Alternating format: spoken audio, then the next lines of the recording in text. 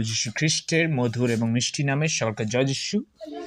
আজকের এই সুন্দর সকালের সময় যে আহার আমরা দেখতে পাই গীত সংগীতা তার 1 থেকে 4 পদ। সেখানে এই প্রকার লেখা আছে, হে সদাপ্রভু, আমার বিপক্ষ কত বাড়িয়াছে, অনেকে আমার বিরুদ্ধে উঠিতেছে, অনেকে আমার প্রাণের উদ্দেশ্যে বলিতেছে, ঈশ্বরের কাছে উহার জন্য ত্রাণ নাই। কিন্তু হে সদাপ্রভু, তুমি আমার বেষ্টনকারী ঢাল, আমার গৌরব ও আমার মস্তক উত্তোলনকারী। আমি সরবে সদাপ্রভুকে ডাকি, আর তিনি আপন পবিত্র পর্বত হইতে আমাকে উত্তর দেন। আমি শয়ন করিলাম ও নিদ্রা গেলাম, আমি জাগ্রত হইলাম, কারণ সদাপ্রভু আমাকে ধারণ করেন।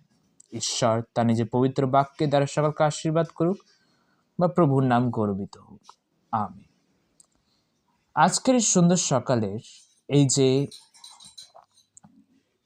আজকের যে গীত আমরা পড়লাম 1 থেকে 5, এখানে আমরা যখন পড়ছি সেখানে এই প্রকার আমরা দেখতে পাই কিভাবে ঈশ্বর আমাদেরকে নিজের স্মরণস্থানে আমাদেরকে বাঁচাই রাখে।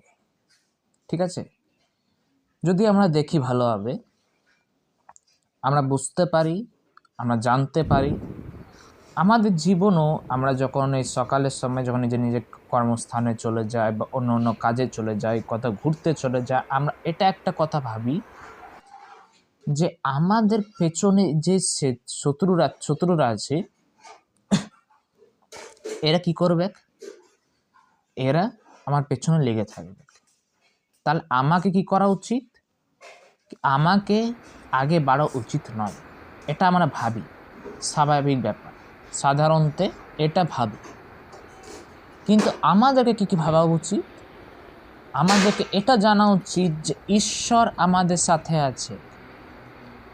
ঈশ্বর যখন আমাদের সাথে আছে, তখন আমাদেরকে কোনো বিষয়ে ভাবা উচিত না, কোনো বিষয়ে চিন্তা করা উচিত না যে আমরা কি করব, কি করে বাঁচবো, মরবো না বাঁচবো, আজকে আমি খেতে পাবো কি নাই, আজকে আমি কি পড়বো, কোথায় থাকবো, এটা আমাদেরকে ভাবা উচিত নয়।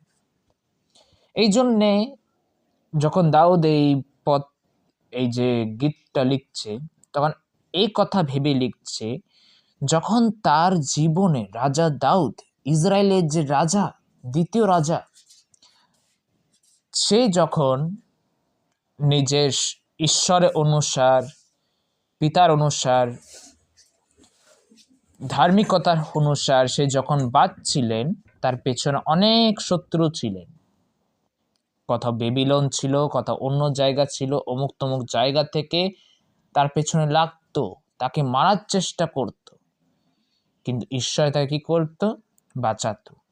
এই জন্য রাজা দাউদ আমাদেরকে একটা কথা বলতে চাই, তোমাদের জীবনে যখন এত শত্রু থাকবে, এত সমস্যা থাকবে, তোমরা ভয় পাইও না, কারণ সদাপ্রভু তোমাদের সঙ্গে আছে।